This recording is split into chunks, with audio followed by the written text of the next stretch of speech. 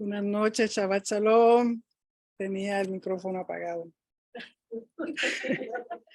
Así que bienvenidos esta noche a los que se han conectado, los que están aquí presentes. Les doy las gracias por estar con nosotros en este Shabbat.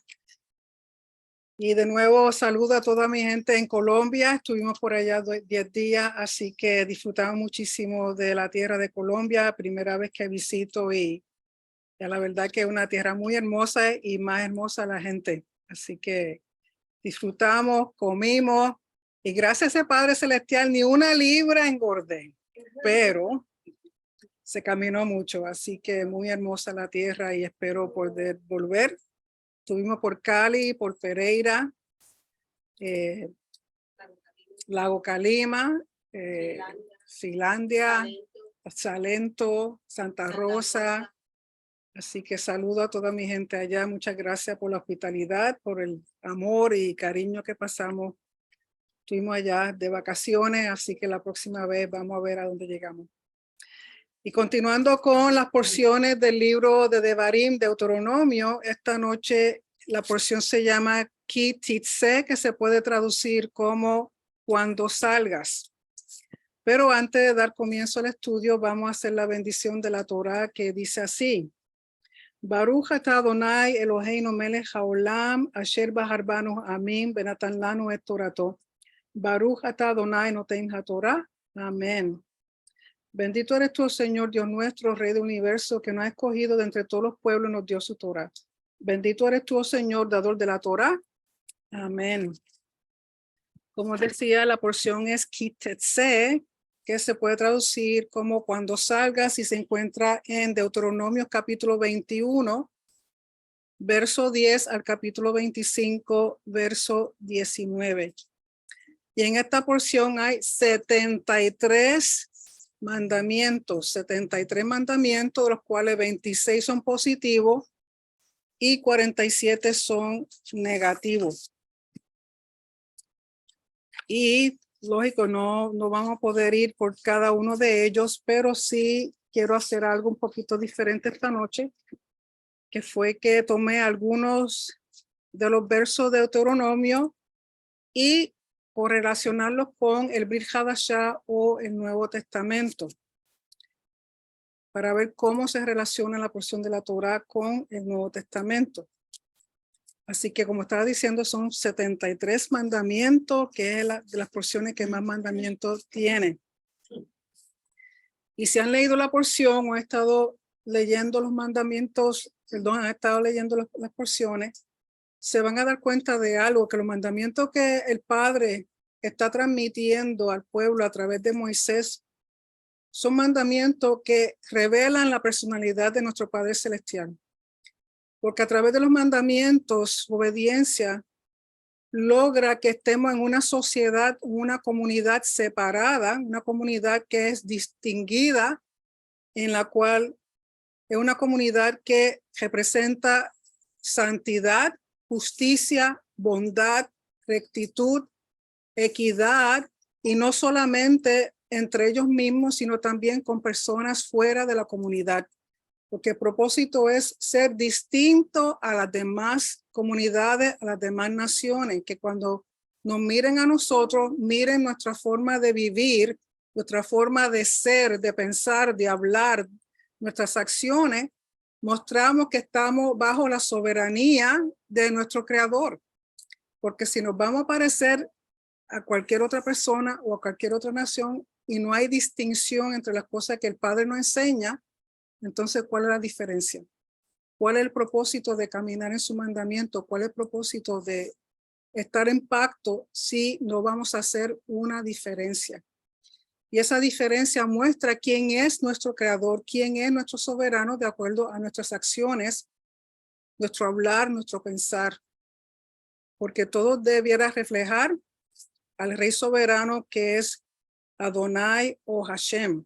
Y sus mandamientos, propósito de estos mandamientos es que cubre no tan solo el ámbito religioso o el ámbito de adoración o el ámbito del templo o de como Él quiere que nosotros le sirvamos, sino también que son mandamientos que representan, que tienen que ver con la familia, tienen que ver con lo civil y tienen que ver también con lo que llamarían los abogados ley criminal, porque el propósito es mantener justicia, hacer bondad y que no haya opresión, que no haya desigualdades, que no haya diferencia entre las personas, sino que todos nos tratemos como hijos del soberano rey, en el cual todos compartimos un mismo rey, un mismo pacto, y el propósito es mostrarle a las demás naciones la luz que nos trae la Torá a nuestras vidas. La Torá es para hacer cambio en nuestras vidas.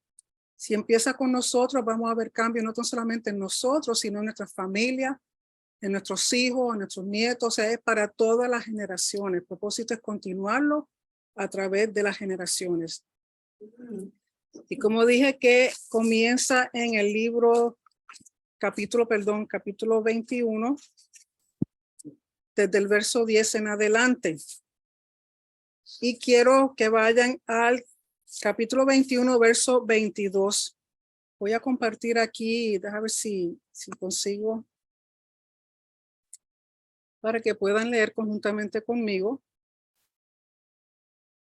Tenemos que en el capítulo 21 del verso 22 dice lo siguiente: cuando algún hombre haya incurrido en sentencia de muerte y en efecto haya muerto y lo cuelgas en un árbol, su cadáver no pasará la noche en el árbol. Sin falta lo enterrarás el mismo día, porque maldito por Elohim es el colgado, y no has de contaminar la tierra que Hashem tu Elohim te da en posesión.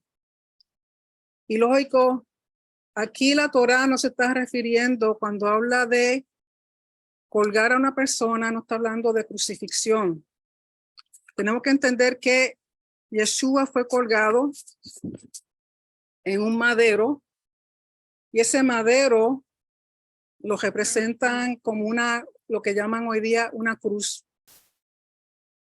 Tenemos que entender que el crucificar a una persona es en contra de lo que la Torá dice.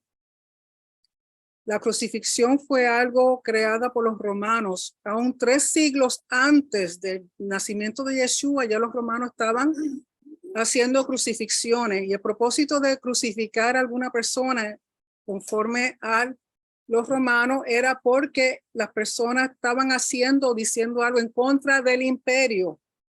Por lo tanto, cualquier persona que se levantaba en contra del imperio romano, el castigo era una crucifixión. Y en la forma en que yo lo hacía, habían 3 formas de crucificar a una persona.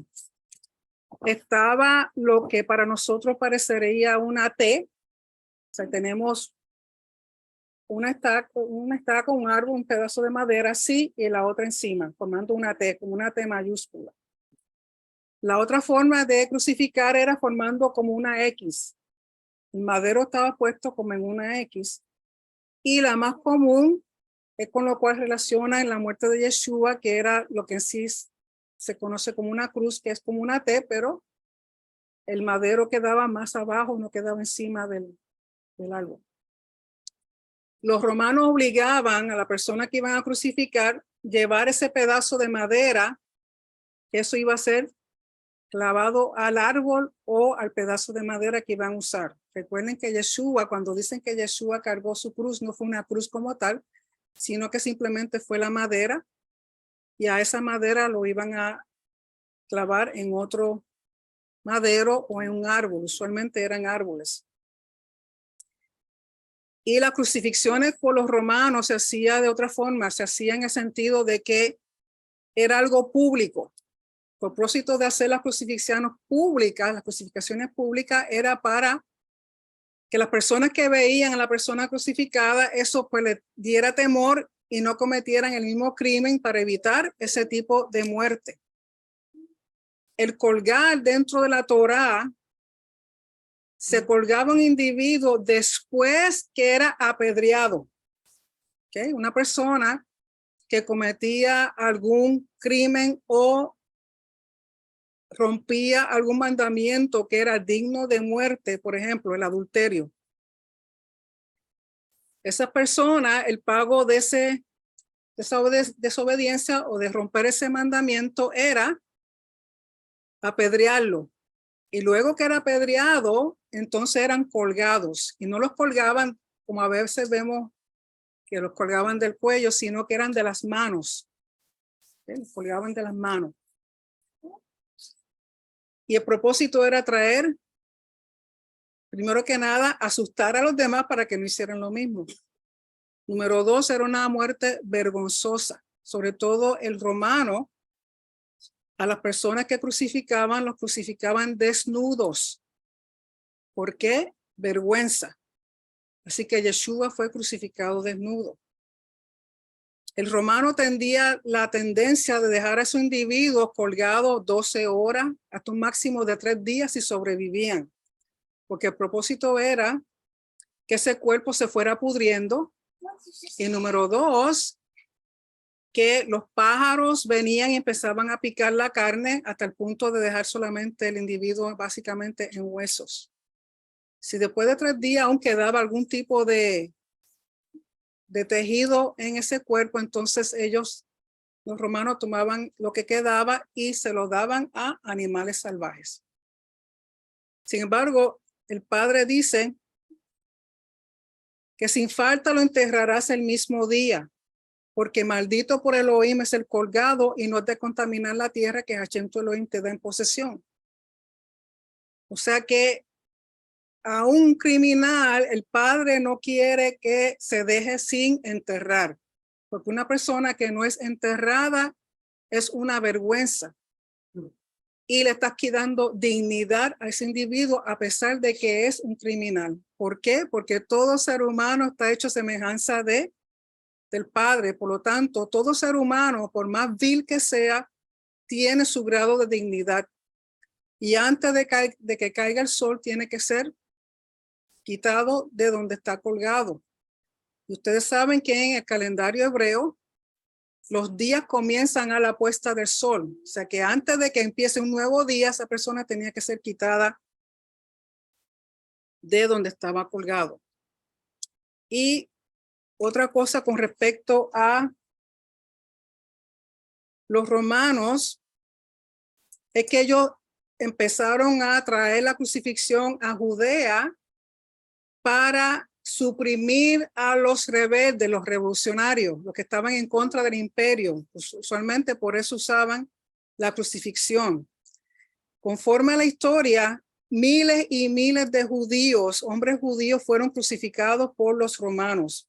Sobre todo cuando Jerusalén fue sitiada, los romanos hicieron un círculo de cruces alrededor de la ciudad donde crucificaron a sus prisioneros en las formas más grotescas, en posiciones más horribles, para que fuera una forma de detener la rebeldía. Y dicen que cortaron tanto y tantos árboles que llegó un momento que dejaron las lomas de Jerusalén desnudas sin árboles. Así que imagínense la cantidad de gente que mataron. Y los cuerpos, de nuevo, la Torá dice, no es que la Torá sugiere que no es una obligación colgar a nadie, pero de haber una persona ser colgada, es importante quitarla y enterrarla antes de que caiga el sol. Si usted va a Juan 19, el Evangelio de Juan, capítulo 19, verso 31, dice: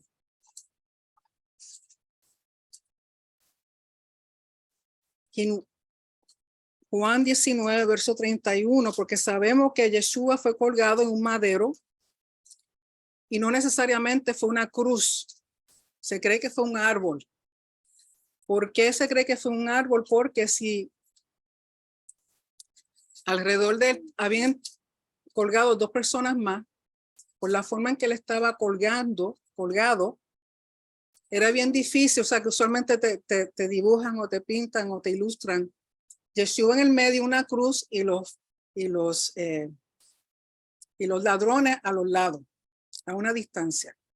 Es imposible que si Yeshua está en el medio en una cruz pudiera hablarse los unos con los otros con los que estaban al lado de él, porque era difícil, la forma que él estaba crucificado, poder hablar lo suficiente alto para que lo escucharan los que están alrededor. Que lo más probable era que era un árbol ancho.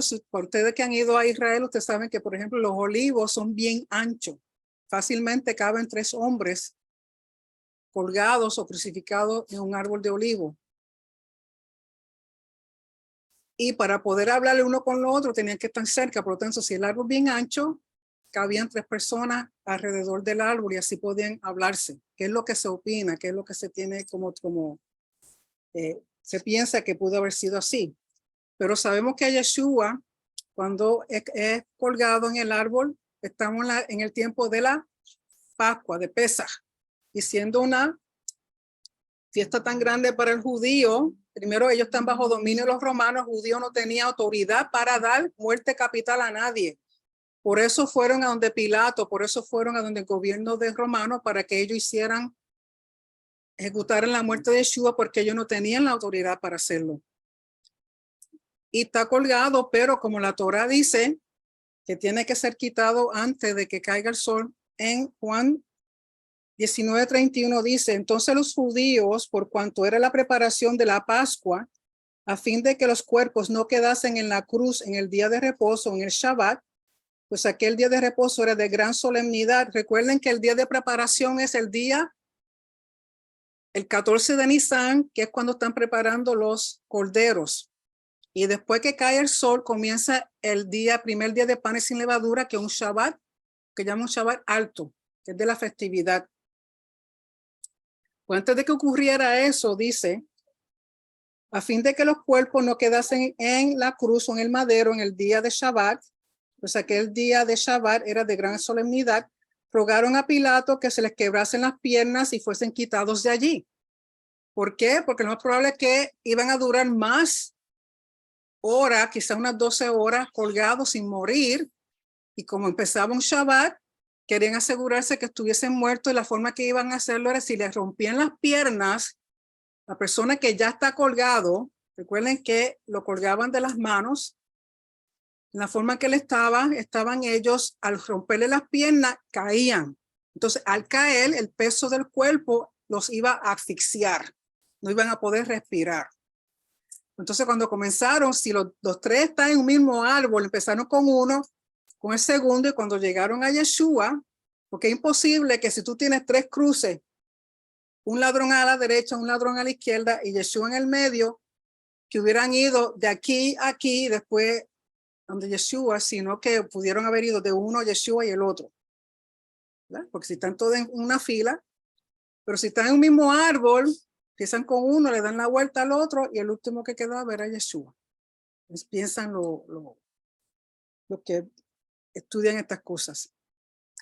Y después dice, vinieron por los soldados y quebraron las piernas al primero y asimismo al otro que había sido crucificado con él. Mas cuando llegaron a Yeshua, como le vieron ya muerto, no le quebraron las piernas. Y sabemos que parte de las profecías era, al cordero de Pesaj no se le puede romper ningún hueso, por lo tanto Yeshua tampoco se le rompió ningún hueso.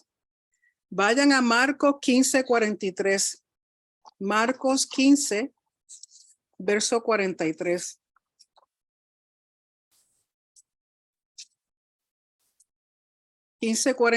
Dice: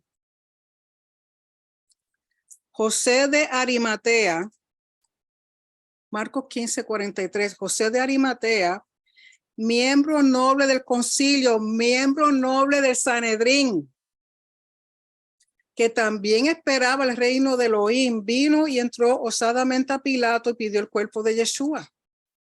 ¿Por qué pide el cuerpo de Yeshua? Porque la Torá dice que hay que enterrarlo lo más rápido posible, no se puede dejar de un día para otro. Pilato se sorprendió de que ya hubiese muerto y haciendo venir al centurión le preguntó si estaba muerto. E informado por el centurión dio el cuerpo a José, el cual compró una sábana y quitándolo lo envolvió en la sábana y lo puso en un sepulcro que estaba cavado en una peña, hizo rodar una piedra a la entrada del sepulcro. ¿Por qué? Porque si José de Arimatea es un miembro del Sanedrín, ¿usted cree que no se sabía la Torá? No podía dejarlo colgado. Y además ya Yeshua había fallecido. Vayan a Lucas 23. Lucas 23, verso 54.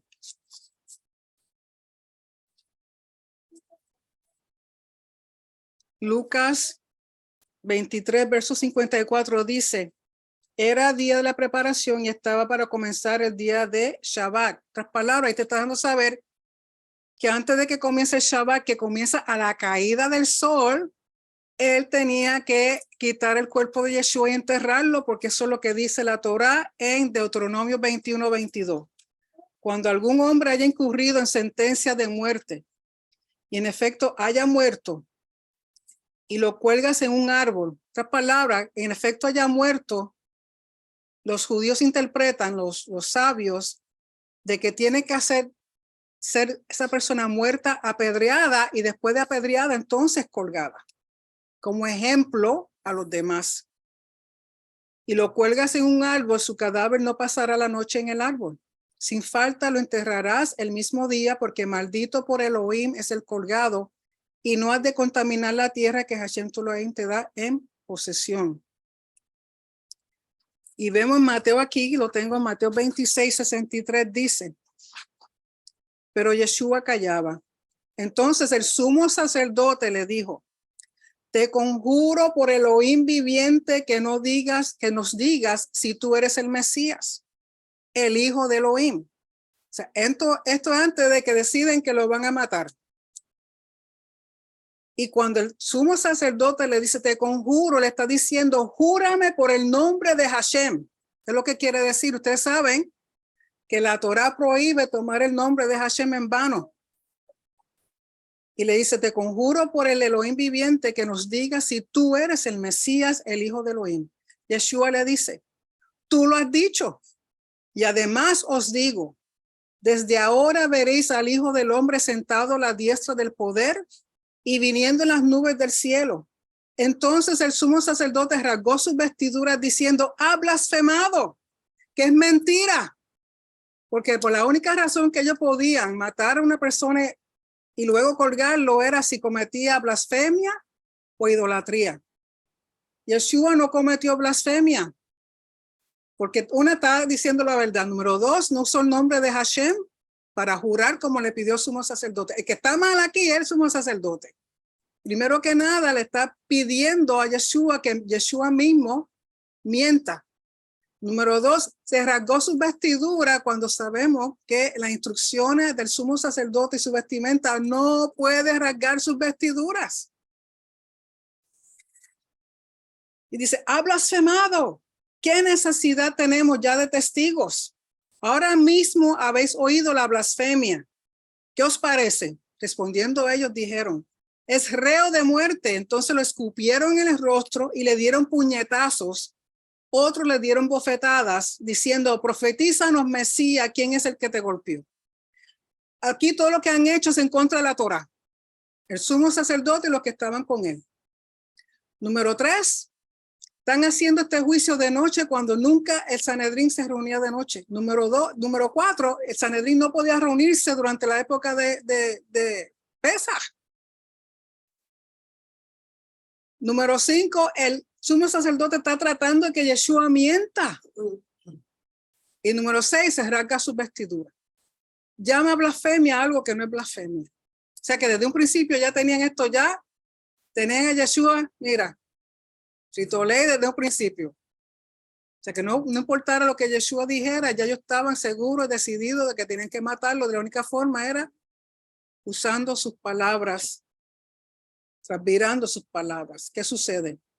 En Juan 19:6 dice, cuando pues lo vieron los principales sacerdotes y los alguaciles, aquí los alguaciles son los del templo. Recuerden que están con los principales sacerdotes, los líderes religiosos. Gritaron diciendo, crucifica, crucifica. Les dice Pilato, tomadlo vosotros y crucificadlo, pues yo no hallo delito en él. Y respondieron los judíos, nosotros tenemos una ley, nosotros tenemos una Torá. Según la Torá debe morir porque se hizo a sí mismo hijo de Dios. Todos somos hijos de Dios. En ningún sitio dice que eso es una blasfemia. O sea, ya ellos estaban. En Lucas 23:33 dice, cuando llegaron al lugar llamado Calavera, lo crucificaron allí. Y a los malhechores, uno a la derecha y otro a la izquierda, que como dije, lo más probable era un árbol grande y alrededor de ese árbol los crucificaron a los tres. Y recuerden que cuando dice crucificar no necesariamente es la cruz que usualmente las personas piensan que es. Y otra cosa, la cruz no es otra cosa que una humillación. La cruz no es otra cosa que es una forma de muerte horrible, una forma de muerte que no se le desea a nadie.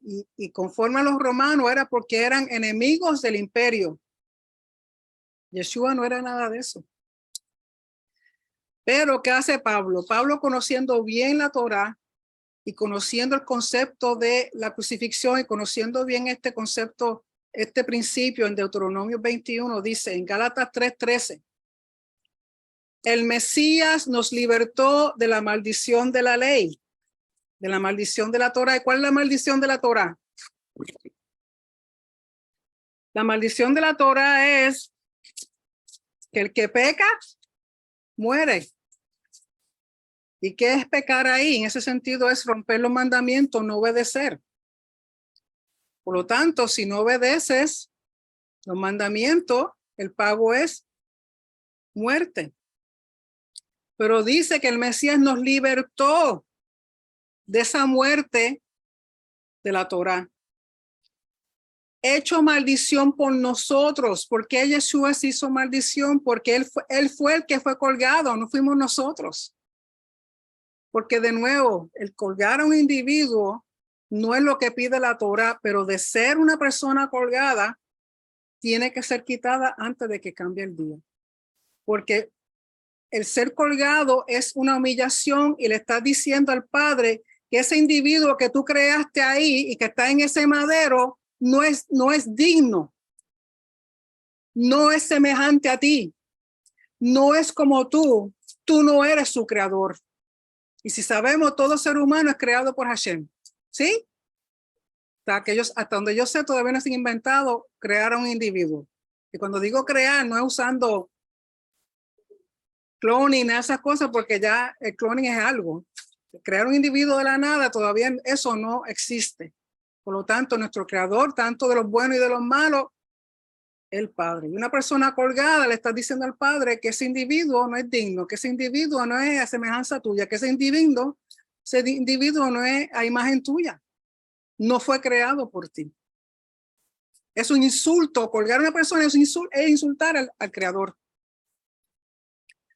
Por eso Pablo dice, el Mesías nos libertó de la maldición de la Torá, que es muerte por desobediencia.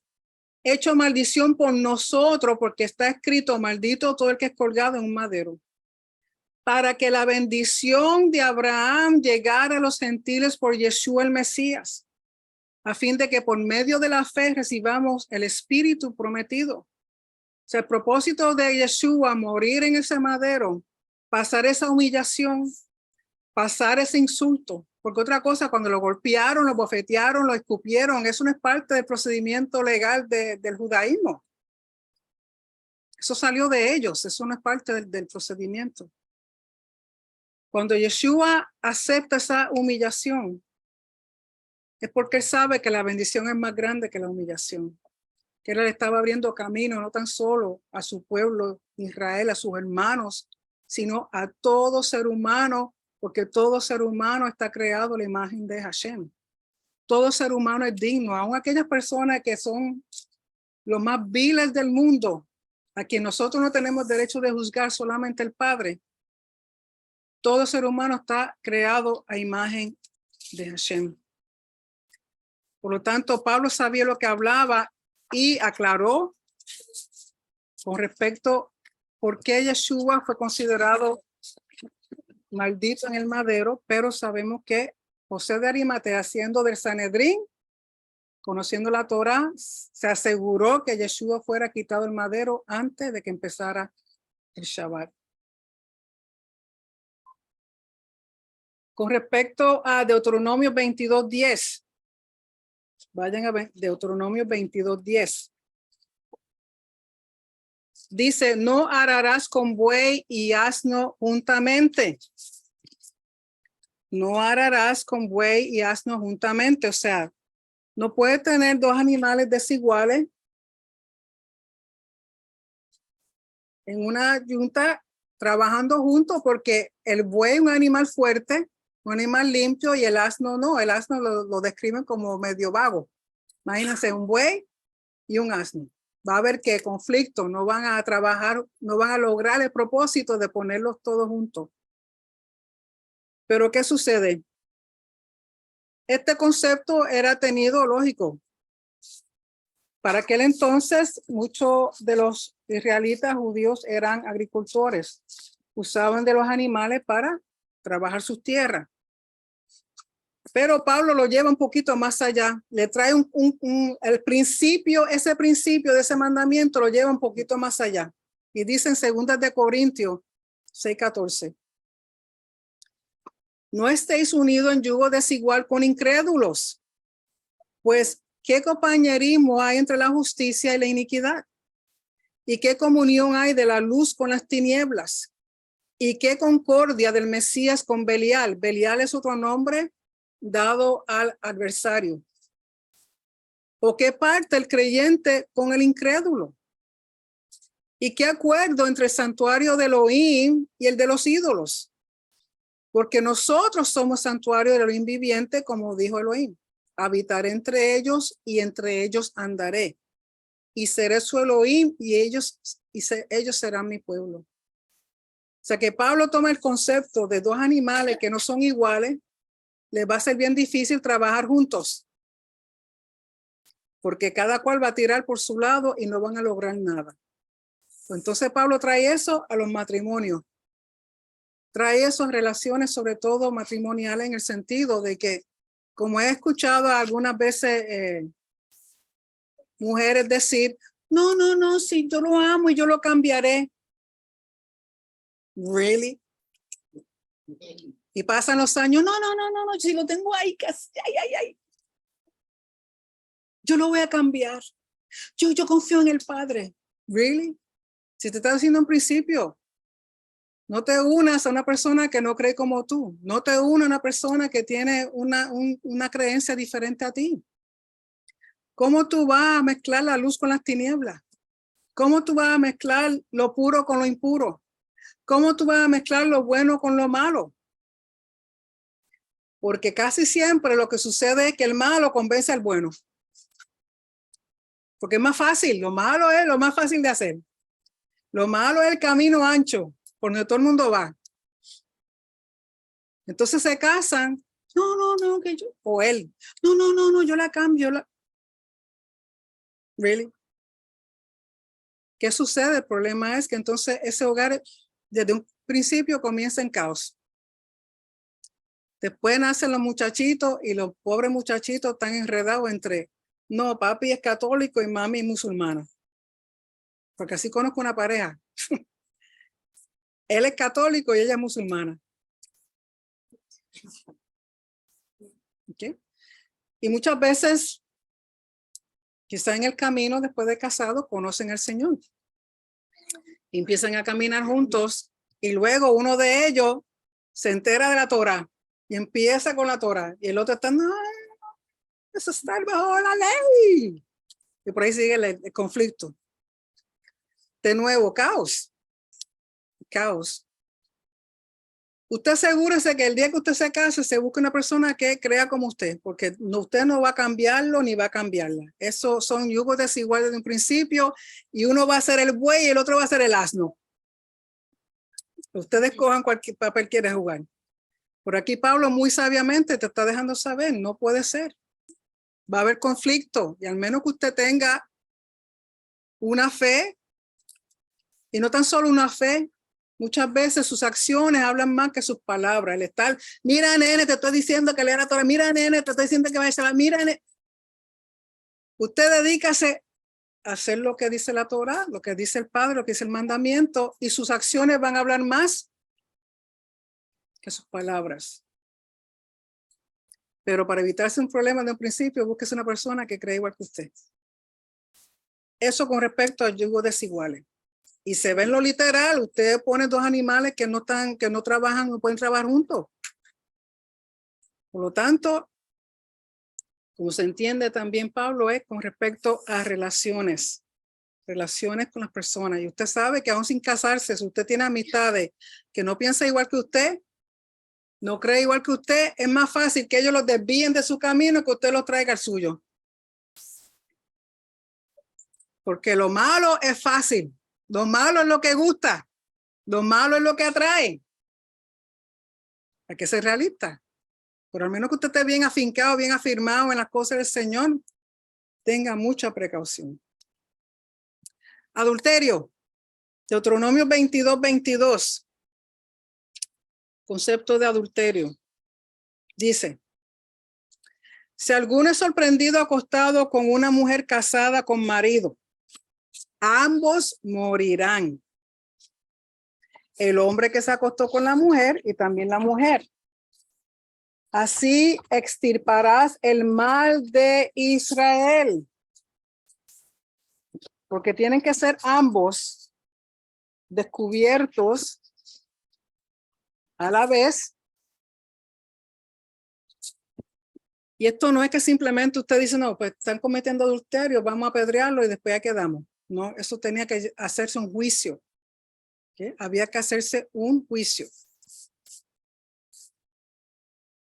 Los dos tienen que ser puestos en juicio. En Mateo 5:27 dice, y aquí está hablando Yeshua, recuerden que Mateo capítulo 5 es parte del Sermón del Monte. Mateo 5:27, Yeshua dice lo siguiente: oíste que fue dicho, no adulterarás. Pero yo os digo que cualquiera que mira a una mujer para codiciarla, ya adulteró con ella en su corazón.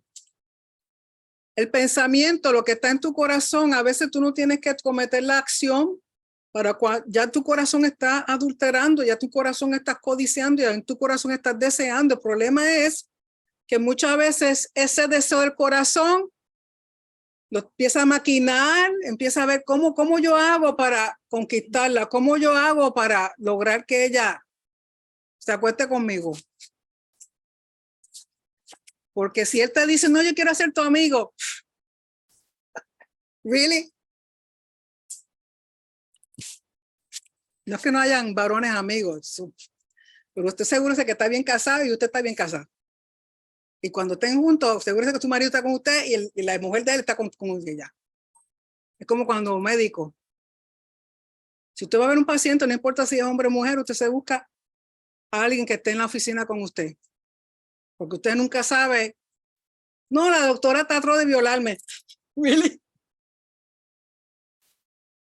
Porque así sucede. Por lo tanto,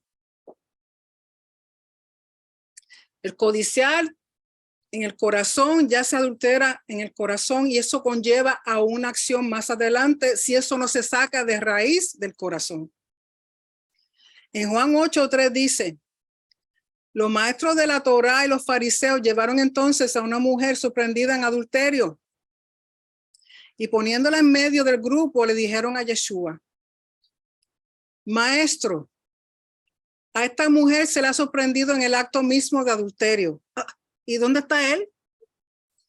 Porque acá te dice, si alguno es sorprendido acostado con una mujer casada con marido, ambos morirán. El hombre que se acostó con la mujer y también la mujer. Porque es imposible cometer adulterio uno solo. Maestro, esta mujer se la ha sorprendido en el acto mismo de adulterio. En la Torá de Moisés nos ordenó apedrear a tales mujeres. ¿Tú qué dices? Primero que nada, el capítulo 8 de Juan en los textos antiguos no está. Se cree que esto fue una adición más tarde al Evangelio de Juan. O quizás está sacado fuera de lugar, porque en otro sitio donde Yeshua habla del divorcio. ¿Qué sucede? ¿Qué traen a esta mujer cuando debiera, si la encontraron cometiendo adulterio, ¿dónde está el otro? Quizás era uno de los que está en el grupo. Sabrá Dios. Tales mujeres. Entonces lo llevan a ella, se supone que sean los dos. Número dos, quien podía tomar esa decisión era el Sanedrín. Yeshua no es parte del Sanedrín. Ellos son fariseos, ellos son maestros de la Torá. ¿Ustedes se creen que ellos no sabían eso? Lógico, el propósito es tratar de tomar a Yeshua de lo que no es. Hacer lo que él cometa un error para decir, ve, él no es el Mesías. La traen a ella sola. Y Yeshua muy sabiamente, sabemos que él se dobla, empieza a escribir en la arena, se levanta y dice, ok, el que esté libre de pecado, que tire la primera piedra. Y uno por uno se van, sueltan la piedra, porque así era como los mataban apedreados, y van desapareciendo. Luego Yeshua vuelve y se dobla, y se levanta. Cuando se levanta está la mujer sola y le dice, mujer, ¿y dónde están tus acusadores? Se fueron. Y él le dice, pues yo tampoco te condeno, pero no sigas pecando. Él ahí, muy sabiamente, número uno, está tomando a una mujer y no está el hombre que cometió adulterio con ella. Número dos, Yeshua no es parte del Sanedrín. Número tres, algo que tenemos que entender, que para este tiempo el divorcio dentro del judaísmo consta de dos partes. Número uno, una separación. Número dos, una carta de divorcio. En aquel entonces, durante el tiempo de Yeshua, habían dos clases de, ¿cómo decir?, de yeshiva o de escuelas principales que enseñaban, Tashamai y Tahilel. Shammai entendía que un hombre, lógico, para aquel entonces solamente podía llevar a un divorcio. El hombre era el único que podía pedir divorcio y la mujer no. En aquel entonces. Y Yeshua, en aquel tiempo, Shammai decía que solamente por adulterio o por algún acto inmoral, un esposo podía separarse, divorciarse de su esposa. Mientras que Hillel, el grupo de Hillel decía que usted podía divorciarse de su esposa si le quemó las tostadas, si no sabe cocinar, si vio una más linda que ella, por cualquier razón. Pero Yeshua en este caso favorece a lo que la escuela de Shammai decía, que solamente por un acto de inmoralidad o de adulterio que un hombre debiera divorciarse de su esposa. Como para el año 900 y pico, un rabino expuso de que no solamente el hombre podía pedir divorcio, sino que también la mujer podía consentir al divorcio, porque en este caso lo que estaba sucediendo era que los hombres seguían más lo que decía Hillel que lo que decía Shammai, y decía, no, me gusta aquella y aquella, esta no sabe cocinar, pero esta sí. Y lo que hacían es que se separaban de su esposa, pero no le daban carta de divorcio. Y tenemos que recordar que para este tiempo las mujeres se casaban bien jovencititas. Estamos hablando a la que una muchacha tuviera ya su menstruación, podía casarse. Puede ser 12 años, 13, 14. Y si el hombre usualmente era un poquito mayor, se divorcia de ella, tiene una muchachita joven. Usted no cree que va a querer casarse, pero el marido no le da carta de divorcio. Pero se separó de ella y buscó otra. ¿Qué hace ella? Se va y se casa con otro. Y ambos están cometiendo adulterio porque legalmente no están divorciados. Entonces Yeshua dice que al menos que sea por una razón de inmoralidad o de adulterio, no debiera haber divorcio, porque el propósito no es divorciarse, pero ya que lo hacen, entonces háganlo por las razones correctas para evitar que las personas se separan y cometen adulterio porque realmente no están divorciados y se van con otras personas. ¿Sí? Y en Hebreos 13, 4 dice, Honroso sea en todos el matrimonio y el lecho conyugal sin mancilla, porque Elohim juzgará a los fornicarios y adúlteros. El adulterio es algo, aquel que es adúltero, la palabra dice que no entrará en el reino. Y recuerden que el adulterio, la paga del adulterio, conforme a la Torá, es muerte, apedreados. Hoy día, ¿usted sabe cuánto estaría el apedreado por ahí? Porque lamentablemente aún todavía hay mucha gente que sigue a Gilel. Por cualquier cosa se divorcian, se casan, se divorcian, se casan, se divorcian. Hay unos que tienen una lista de ex. Okay. Otro tópico, juramentos. En Deuteronomio 23:21 dice, cuando hagas algún voto o promesa o juramento a Hashem tu Elohim, no tardes en cumplirlo, porque ciertamente Hashem tu Elohim lo demandará de ti y te será por pecado. Lo que se hacía en aquel entonces era que si usted hacía un voto, una promesa, ya por ejemplo, una promesa de llevar algún tipo de ofrenda de animalito para ofrendarlo en el templo, la persona tenía hasta la última festividad, que es Sukkot, para subir al templo y cumplir. Ofrendas que tenían que ver con sacrificios, con animales. La persona tenía hasta Sukkot para cumplirlo. ¿Por qué? Porque recuerden que es Pesach, Shavuot y Sukkot, donde se sube al templo 3 veces al año. No todo el mundo podía subir a todas las festividades, pero vamos a suponer que de esas 3 usted sube a una. Entonces usted paga ese voto, esa promesa que hizo de ofrendarle un animalito al Señor en la festividad que usted vaya. Pero también entienden que si usted hace una promesa de dar una caridad o dar un regalo al templo o a los sacerdotes o a Hashem por cualquier razón que sea, que no sea un animalito, que sea otro tipo de ofrenda, pagarla lo más rápido posible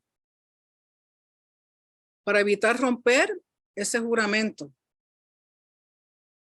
En Mateo 5:33 dice Yeshua, oísteis además que fue dicho a los antiguos, no perjurarás, o sea, no hagas juramentos. Recuerden que los juramentos se hacían usualmente en el nombre de Hashem. Dice, no perjurarás, sino que cumplirás al Señor tus juramentos. Pero yo digo, porque era la costumbre en aquel entonces, ya la gente, como sabían que si juraba en el nombre de Hashem, tenía que cumplirlo, entonces juraban por otra cosa que no fuera el nombre de Hashem. Juraban por, como dice aquí, no juréis de ningún modo, ni por el cielo, porque decía, yo te juro por el cielo. No usaban el nombre de Hashem, estaban haciendo juramento, pero como no están haciendo el nombre de Hashem, realmente ese juramento lo pueden romper. O por el trono, o por la tierra, o por mi cabello, o por mi estatura, por lo que fuera. Dice, un juramento, no importa si dices el nombre de Hashem o si usas el cielo, porque el cielo es el trono de Dios, ni por la tierra, porque es el estrado de sus pies, ni hacia Jerusalén, porque es la ciudad del gran rey. No jures ni por tu cabeza, pues no puedes ser blanco o negro un solo cabello, a menos que uses tinte, ¿verdad? Pero sea vuestro hablar sí, sí, no, no. Porque lo que es más de esto procede del maligno. Otras palabras, tu palabra debiera tener el mismo peso que un juramento. Tú no tienes que estar jurando, yo te juro por whatever. Tu palabra, tenemos que entender que nuestra palabra es nosotros. Tu palabra eres tú. Tu palabra es usted. Su palabra tiene que tener el mismo peso que un juramento. No necesita estar juramentando X o Y, no importa por qué o por quién. Porque si no vas a cumplir, estás haciendo juramento en falso y sabemos que eso es romper un mandamiento. Después no venga a quejarse de que hay todo lo que me pasa. Porque si no cumples, por eso es más fácil decir sí o no. Sobre todo si sabe que no va a cumplir. puede ser. Si ya sabe que no va, no diga puede ser. Sea sincero. Su palabra tiene que tener el mismo valor y peso que un juramento. En Deuteronomio 23, 25 habla de la mies de tu prójimo. Dice, cuando entres en la mies de tu prójimo, podrás arrancar espigas con la mano, pero no meterás la hoz en la mies de tu prójimo. Lo que quiere decir es, usualmente, conforme a lo que estaba leyendo, se refiere más bien a aquellas personas que trabajan o trabajaban en los campos. Un ejemplo. Hay personas que van a Israel. Hay un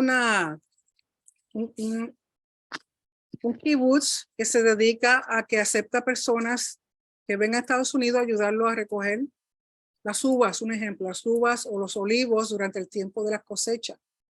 Y como es tanto, permiten que personas vengan a ayudarlo. Una cosa es que usted esté ayudando a cosechar olivos, o vamos a decir más bien,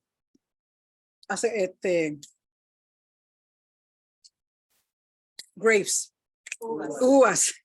Ding, ding, ding, ding. Uvas. Lógico, si usted está trabajando y una uvita o dos que se coma, pero no venga y le diga, Pancho, tráete el camión, vamos a llenarlo. Porque le está robando la cosecha. Diferente que si va y o está ayudando a alguien a cosechar naranja. Lo mismo. Iván, tráete la camioneta para llenarla de naranja. Están robando. Por eso, en Mateo 12:1 dice, en aquel tiempo iba Yeshua por los sembrados y sus discípulos tuvieron hambre y comenzaron a espigar y a comer. Son unas espiguitas de trigo. Ya el trigo está maduro. Tienen hambre. Entonces comen. Al verlo los fariseos, o sea que hasta los fariseos están siguiendo todavía. Al verlo los fariseos, le dijeron, mira, tus discípulos están haciendo lo que no es lícito hacer en Shabbat. Y él les dijo, Yeshua, a los fariseos, ¿no habéis leído qué hizo David, los que estaban con él cuando tuvo hambre? ¿Cómo entró en la casa de Elohim y comieron los panes de la proposición? Que no le era lícito comer a él ni a los que estaban con él, sino solo a los sacerdotes. El problema es que si usted no conoce cómo se manejaba el pan de la proposición en el templo, usted se cree que David entró al lugar santo, agarró los panes y siguió por ahí para abajo. Para entender lo que está diciendo Yeshua ahí, usted tiene que entender el procedimiento del pan de la proposición, el pan que se ponía en la mesa de los panes en el templo, en el lugar santo. Todos los Shabbat el pan se quitaba. Entraba pan fresco, se quitaba el que estaba. Lógico, el que se saca tiene más santidad que aquel que se está poniendo porque estuvo 7 días en el lugar santo. Cuando se sacaba el pan, los sacerdotes que estaban en ese turno tenían derecho a comerlo y tenían derecho a dárselo a quien ellos quisieran. Por eso, si usted ha leído esto de parte de David, cuando el sacerdote le dice, y tu gente, tus soldados están limpios. Sí, ninguno ha tenido relaciones. ¿Por qué? Porque están sacando pan santo que está ya en manos del sacerdote. El sacerdote es el único que le puede dar a quien él quiera dentro de los confines del templo. Por lo tanto, no fue que David entró y agarró, pero es que primero que nada él no podía entrar ahí, él no tenía autoridad ni jurisdicción para entrar al lugar santo. Es más, ni siquiera cruzar del lugar de los israelitas, del altar al lugar santo. Porque aún siendo David, lo menos que le iban a hacer era cortarle la cabeza. Aún siendo el rey. Porque él no tenía ese derecho. Entonces, cuando dice ahí que aún David comió de los panes, es porque el sacerdote que tenía los panes le dio los panes a David y a sus soldados. Y es un Shabbat. Entonces Yeshua dice, verso 5, ¿O no leíste en la Torá que en los Shabbat los sacerdotes en el templo profanan el Shabbat? ¿Y son sin culpa? ¿Cuándo es que más trabajan los sacerdotes? Shabbat, en las festividades. ¿Qué estoy haciendo yo? Trabajando, enseñándole a ustedes el Shabbat. Pero esa es mi posición. ¿O no leíste que los Shabbat, los sacerdotes en el templo profanan el Shabbat y son sin culpa? Pues os digo que algo mayor que el templo está aquí. Y si hubierais comprendido qué significa misericordia quiero y no sacrificio, no habríais condenado a los inocentes. Porque el Hijo del Hombre es Señor del Shabbat. ¿Qué quiere decir eso? Se sabe, se entiende dentro del judaísmo que la vida va por encima del Shabbat. El Shabbat nos fue dado a nosotros para reposo. Un día para dedicárselo a Hashem. Pero yo le aseguro a usted que si alguien en su familia se pone bien enfermo y hay que llevarlo al hospital, usted es el único que tiene para manejar en la casa. Vamos a suponer que su hijo tiene un dolor de estómago, es más, vamos a suponer que se le está reventando el apéndice. Ay, nene, tiene que esperar que el Shabbat acabe para yo llevarte a la emergencia. El Shabbat. ¿Really?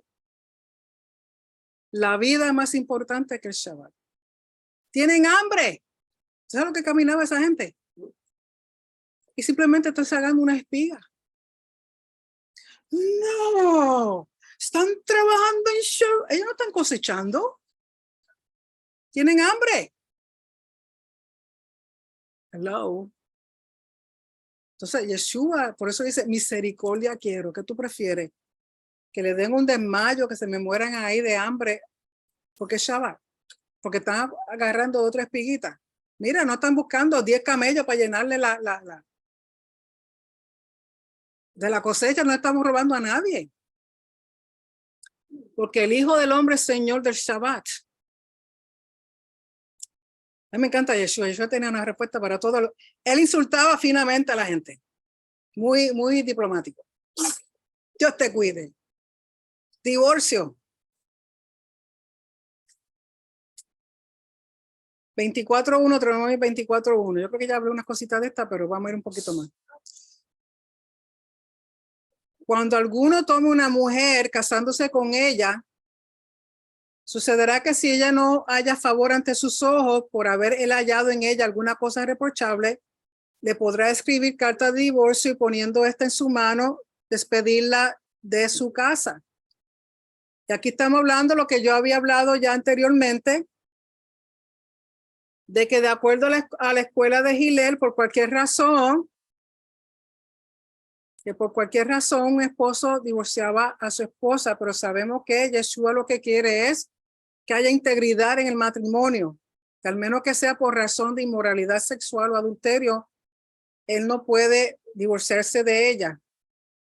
Y lo que llaman carta de divorcio en el hebreo es la palabra get. Get. Ya había dicho que hay 2 pasos. Se separan y luego se le da un documento legal. Mateo 5:31. Fue dicho, cualquiera que repudia a su mujer, dele carta de divorcio.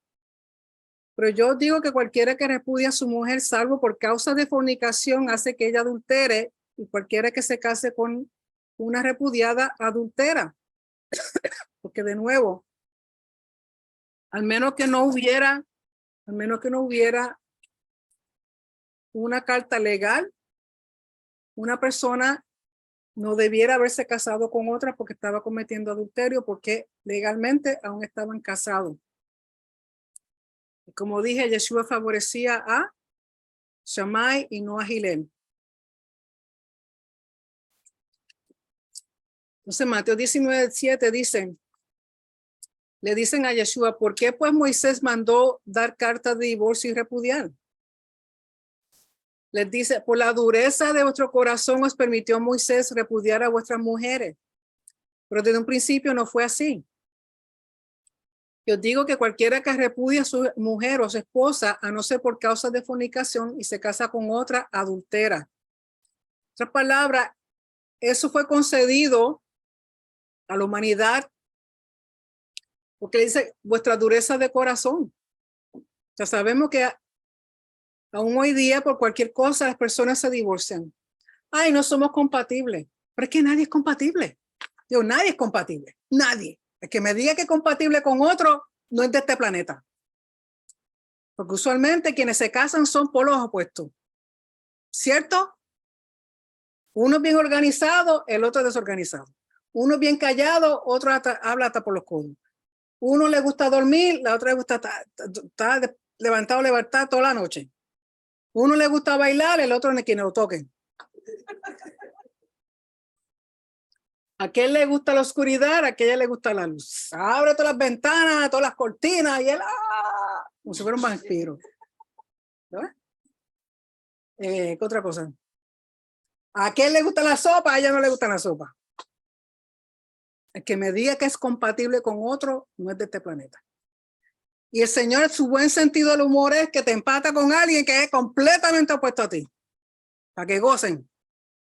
Porque recuerden que a propósito es complementarse. Lo que él no tiene, lo tiene ella. Lo que ella no tiene, lo tiene él. Desde un principio fue así. Complementarse. Complementarse sí, compatible no. ¿Okay? Ese es el propósito. Porque si te casas con alguien que es idéntico a ti, no dura ni un día. O se aburren o se matan, una de dos cosas. Sí, porque si yo me consigo uno igual que yo, no duramos ni 24 horas. Tiene que hacer todo lo contrario, porque es complementarse. El Señor tiene buen sentido del humor. Marcos 10:2 dice, y acercándose unos fariseos le preguntaban para tentarlo, si es lícito a un hombre repudiar a su mujer.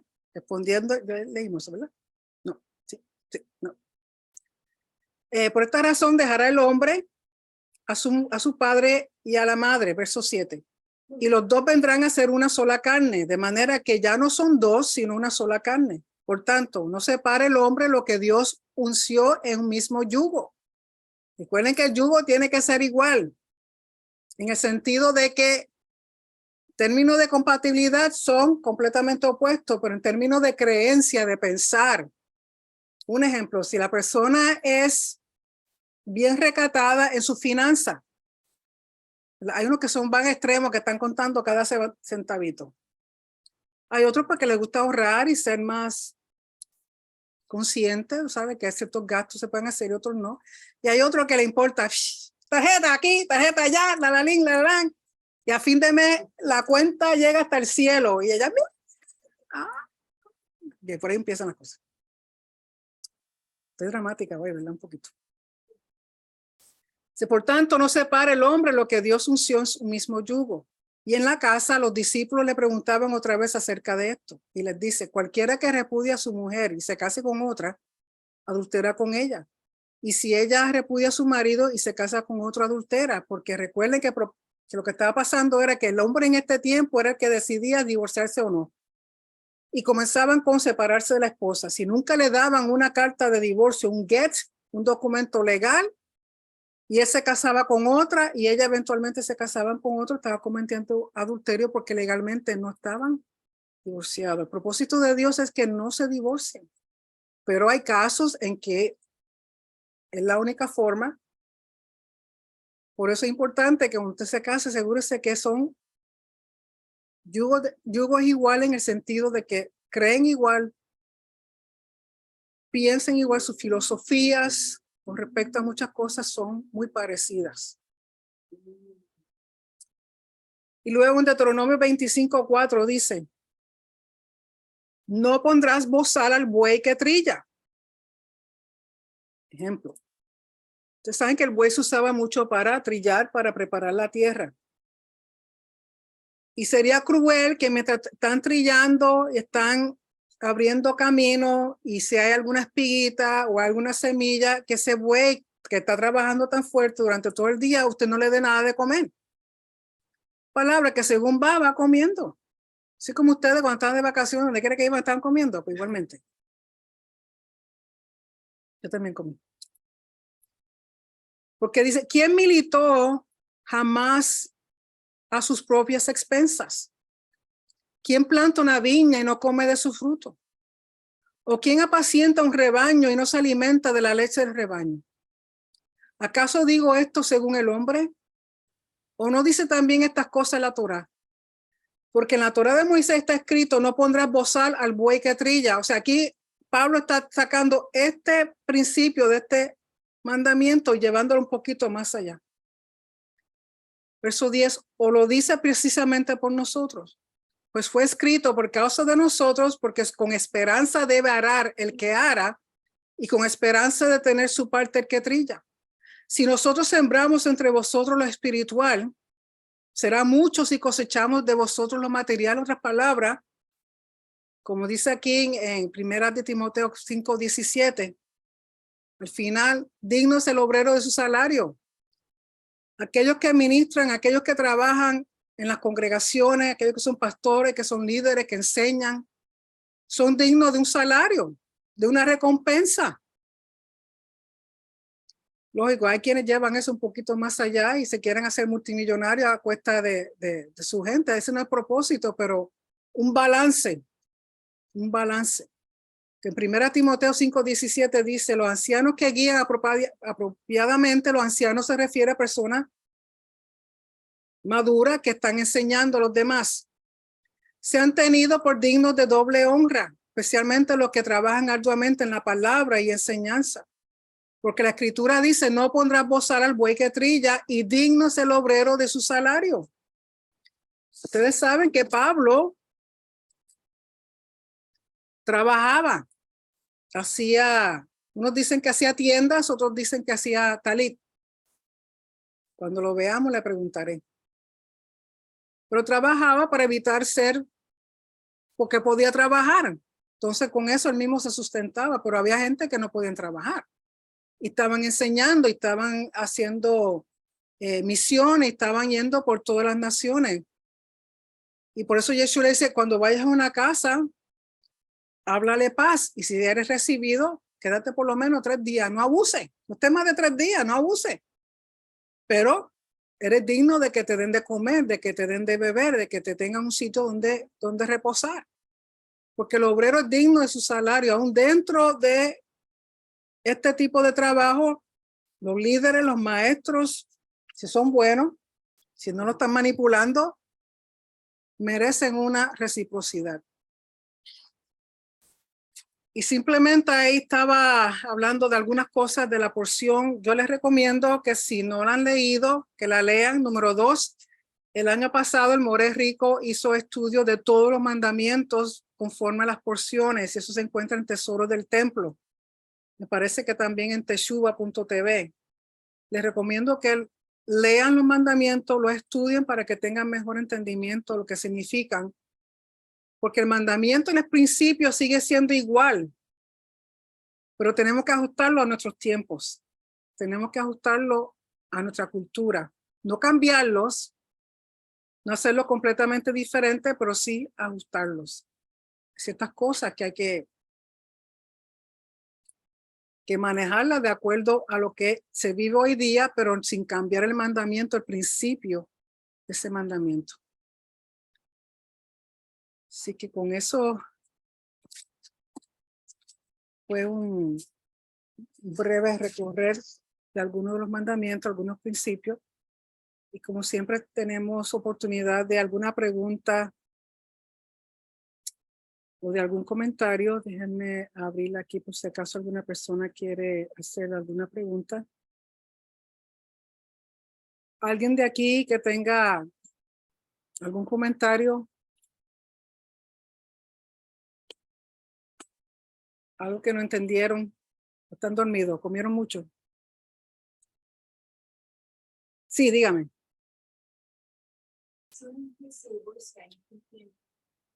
De su marido después de 20 y pico de años por adulterio. Ella no puede casarse.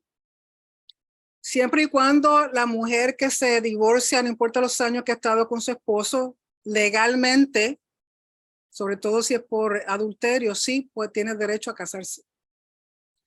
En el judaísmo hoy día usan lo que se llama un Beit Din. Un Beit Din es una corte judicial dentro de la comunidad del judaísmo donde se toman tres personas que son parte de la comunidad y hacen como un juicio y ellos pues son los que legalmente le dan el divorcio a la pareja. Pero si una mujer hoy día tiene derecho a divorciarse, sobre todo si es por adulterio, número 2, también por abuso.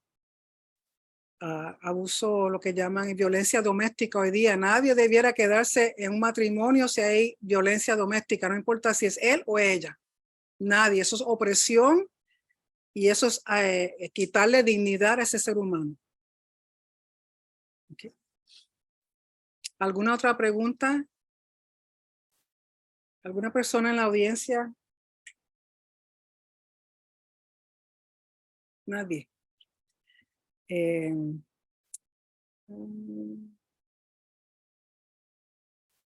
aquí el pastor Augusto dice que las vestiduras del sumo sacerdote no salían del templo durante el tiempo lógico, durante el tiempo de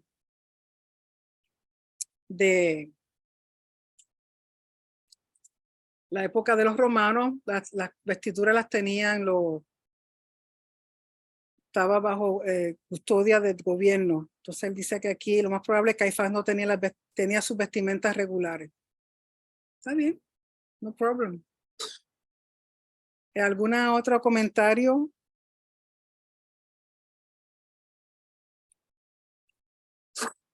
Dios te cuide. Sí, dime.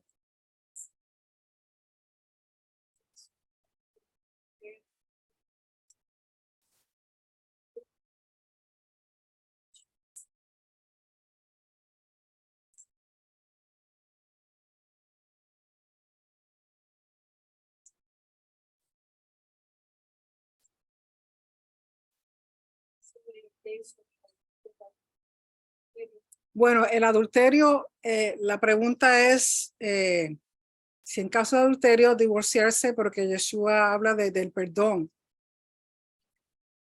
Puede haber perdón siempre y cuando el que está cometiendo adulterio no lo vuelva a cometer. Porque yo sé de pareja que ella lo perdona o él la perdona y siguen en lo mismo. Ya hay falta de respeto, ya no hay amor, ya eso es una falta ya es un abuso. La primera vez hay que es quien lo haga, siempre y cuando él o ella cambien. Pero para que me estén haciendo lo mismo, por eso yo creo que estoy soltera. Yo he matado 2 o 3 ya. Perdóname, señor, yo sé que chava, pero estás rompiendo un pacto que hiciste delante de la presencia del Señor. Es como el que peca, desobedece el pacto. ¿Cuál es la paga de desobedecer el pacto? Muerte.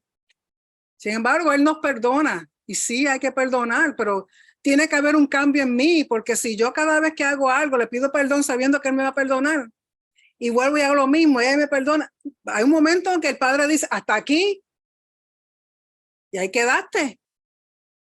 O sea, no se puede abusar en ese sentido del amor y la confianza y la gracia y el favor que esa persona tenga contigo. Es un balance. Y además, si usted como mujer tiene dignidad como ser humano, ¿hasta qué punto usted va a aguantar el abuso? Tampoco eso está bien. ¿Okay? Y yo sé que me acuerdo que antes enseñaban a uno, no, usted se queda con su marido hasta que se muera. No importa. Y sabemos por lo menos en la cultura nuestra, muchos maridos tienen hijos aquí, allá y por todos lados. Se muere y aparecen todos los muchachitos. Y la viuda se queda.